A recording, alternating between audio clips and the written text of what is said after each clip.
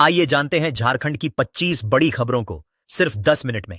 पर अभी तक आप इस वीडियो को लाइक नहीं किए हैं तो कर दें और इस चैनल को सब्सक्राइब कर लें।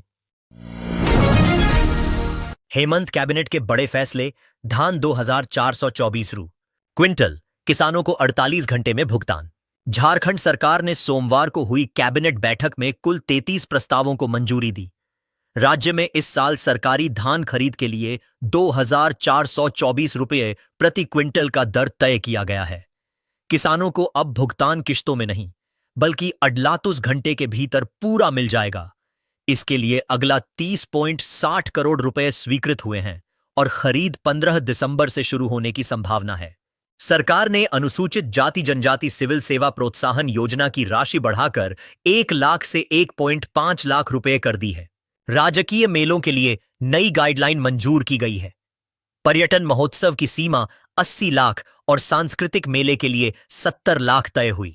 इसके अलावा लातेहार के बालूमाथ में डिग्री कॉलेज निर्माण के लिए 38.82 करोड़ रुपए की मंजूरी, 2024 के सार्वजनिक अवकाशों की सूची स्वीकृति, डैम सेफ्टी कमेटी का पुनर्गठन, कई शिक्षकों की प्रोन्नति तथा संस्कृत कॉलेजों के कर्मियों को नए वेतनमान की मंजूरी भी दी गई। झारखंड में आज पेश होगा 8000 करोड़ का द्वितीय अनुपूरक बजट। 9 दिसंबर को होगी चर्चा।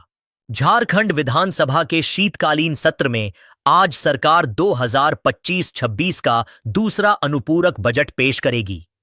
करीब 8000 करोड़ रुपए के इस बजट में ग्रामीण विकास, स्वास्थ्य, शिक्षा, पेयजल, सामाजिक सुरक्षा और महिला केंद्रित योजनाओं, खासकर मैया सम्मान योजना के लिए अतिरिक्त राशि जोड़े जाने की उम्मीद है। आज बजट पर चर्चा नहीं होगी, इसलिए कार्यवाही पहली पाली में खत्म होने की संभावना है। बजट पर सामान्य चर्चा और मतदान 9 दिसंबर को होगा। विपक्ष अवैध खनन, भ्रष्टाचार, बेरोजगारी, छात्रवृत्ति, परीक्षा शुल्क और धान खरीद जैसे मुद्दों पर सरकार को घेरने की तैयारी में है। वहीं सत्ता पक्ष बजट को विकासोन्मुखी बताते हुए आंकड़ों और योजनाओं की उपलब्धियों के जरिए जवाब देने के लिए तैयार है। असेंबली स्पीकर ने सभी दलों से शांतिपूर्ण और सार्थक बहस की अपील की है। कांग्रेस में टकराव, मंत्री इरफान अंसारी की प्रदीप यादव को चुनौती। 25 करोड़ चोरी साबित करें या माफी मांगे। झारखंड विधानसभा के शीतकालीन सत्र में विपक्ष के आरोपों के बीच कांग्रेस के 2 वरिष्ठ नेता आमने सामने आ गए। कांग्रेस विधायक दल के नेता प्रदीप यादव ने हंसडीहा के सीसीएल सीएसआर फंड से बने अस्पताल में करीब 25 करोड़ की चोरी होने का आरोप लगाया था, जिसे स्पीकर ने भी संज्ञान में लेने की अनुमति दी। स्वास्थ्य मंत्री इरफान अंसारी ने इस दावे को गलत बताते हुए कहा कि चोरी जरूर हुई है, लेकिन इसकी कीमत लगभग 1 करोड़ के आसपास है। उन्होंने प्रदीप यादव को चुनौती दी कि या तो 25 करोड़ की चोरी का प्रमाण दें, नहीं तो माफी मांगे। मंत्री ने कहा कि इससे विभाग की छवि खराब हो रही है और ऐसी बात कहने से पहले उन्हें जानकारी साझा करनी चाहिए थी। मंत्री के अनुसार दुमका सिविल सर्जन की रिपोर्ट में ऑक्सीजन पाइपलाइन, 50 मॉनिटर, 20 एसी समेत कई उपकरण चोरी होने की पुष्टि हुई है और इस मामले में एफआईआर भी दर्ज है। छात्रवृत्ति और धान एमएसपी पर सियासी टकराव, सत्ता पक्ष विपक्ष में तीखे बयान। शीतकालीन सत्र के दूसरे दिन विधानसभा के अंदर हंगामे के साथ बाहर भी छात्रवृत्ति और किसानों के मुद्दे पर राजनीतिक बयानबाजी तेज रही। विपक्ष ने सरकार पर छात्रों और किसानों की उपेक्षा का आरोप लगाया, जबकि सत्ता पक्ष ने पलटवार करते हुए केंद्र पर वित्तीय हिस्सेदारी रोकने का ठीकरा फोड़ा। मंत्री सुदिव्य कुमार ने कहा कि भाजपा राज्य की समस्याओं पर शोर मचाने के बजाय केंद्र से बकाया कर हिस्सेदारी दिलवाए, क्योंकि राज्य को 10 महीनों में केवल 55% हिस्सा ही मिला है। वहीं नेता प्रतिपक्ष बाबूलाल मरांडी ने सरकार पर गंभीर आरोप लगाते हुए कहा कि 2 साल से छात्रों को छात्रवृत्ति नहीं मिल रही, कई बच्चों ने पढ़ाई छोड़ दी और किसान अब भी 3200 रुपये प्रति क्विंटल वाली वादा की गई कीमत से वंचित हैं। उन्होंने कहा कि धान खरीद में देरी और अस्पष्टता से किसान मजबूर होकर औने पौने दाम पर फसल बेच रहे हैं।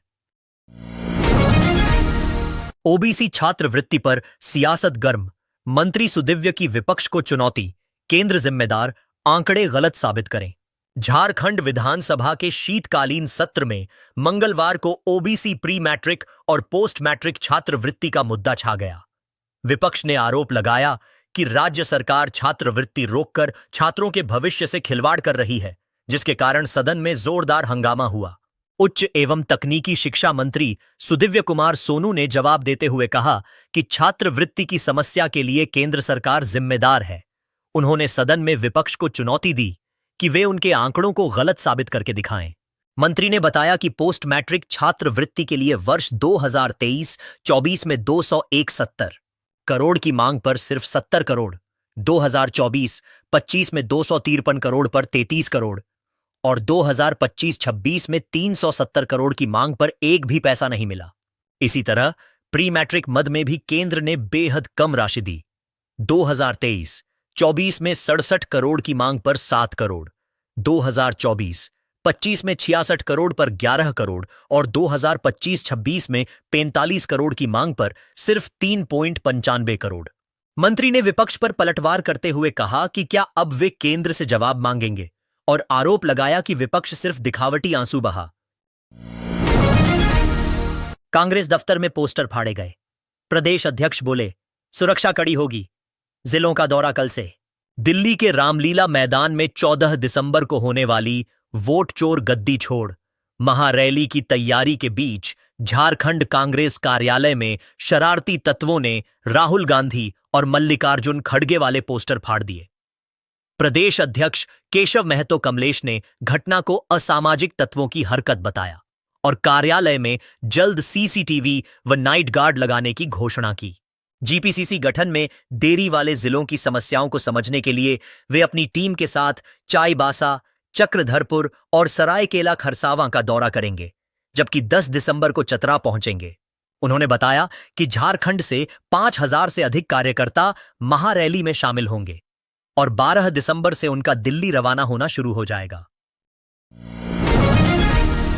प्रश्नकाल हंगामे से ठप, धान, एमएसपी और ओबीसी छात्रवृत्ति पर भिड़े पक्ष विपक्ष। शीतकालीन सत्र के दूसरे दिन झारखंड विधानसभा में प्रश्नकाल हंगामे की वजह से बाधित हो गया।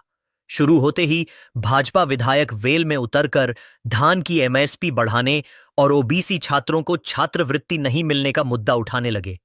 जवाब में सत्ता पक्ष के विधायक भी वेल में पहुंच गए, जिसके बाद स्पीकर ने कार्यवाही दोपहर 12 बजे तक स्थगित कर दी। सत्ता पक्ष ने कहा कि इन मुद्दों पर सत्र के दौरान चर्चा हो सकती है, जबकि विपक्ष अपनी मांगों पर अड़ा रहा। चुनावी वादों के अनुसार धान का समर्थन मूल्य 3200 रुपये प्रति क्विंटल तय करने का वादा अभी तक स्पष्ट नहीं हो पाया है। दूसरी ओर ओबीसी छात्रों की लंबित छात्रवृत्ति को लेकर विवाद जारी है।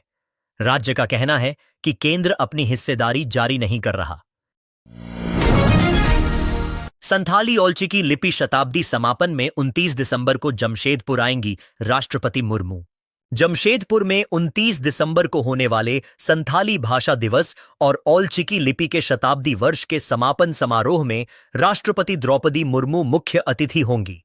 यह आयोजन कर्णडीह जाहिरथान परिसर में होगा, जहां राष्ट्रपति संथाली साहित्यकारों को सम्मानित भी करेंगी। शताब्दी समारोह की शुरुआत 22 दिसंबर को दिल्ली से होगी, जबकि जमशेदपुर में 27 से 29 दिसंबर तक विभिन्न सांस्कृतिक और साहित्यिक कार्यक्रम आयोजित किए जाएंगे। नारी चेतना, शहरीकरण का भाषा पर प्रभाव और डिजिटल युग में संथाली भाषा के विकास जैसे विषयों पर विशेष सत्र भी होंगे। राष्ट्रपति के आगमन को लेकर प्रशासनिक तैयारियां तेज कर दी गई हैं। आयोजन में सीमित संख्या में लोग रजिस्ट्रेशन के आधार पर शामिल हो सकेंगे।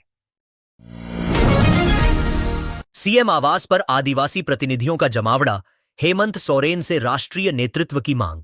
देश के कई राज्यों से आए आदिवासी प्रतिनिधियों ने रांची स्थित मुख्यमंत्री आवास पर मुख्यमंत्री हेमंत सोरेन से मुलाकात कर देश भर में चल रहे आदिवासी संघर्षों का नेतृत्व करने का आग्रह किया। इस दौरान प्रतिनिधियों ने एकजुट होकर अधिकारों की लड़ाई को मजबूत करने पर जोर दिया। मुख्यमंत्री हेमंत सोरेन ने कहा कि झारखंड की धरती हमेशा संघर्ष और स्वाभिमान की प्रतीक रही है और आदिवासी समाज ने मानव सभ्यता तथा पर्यावरण संरक्षण में महत्वपूर्ण भूमिका निभाई है।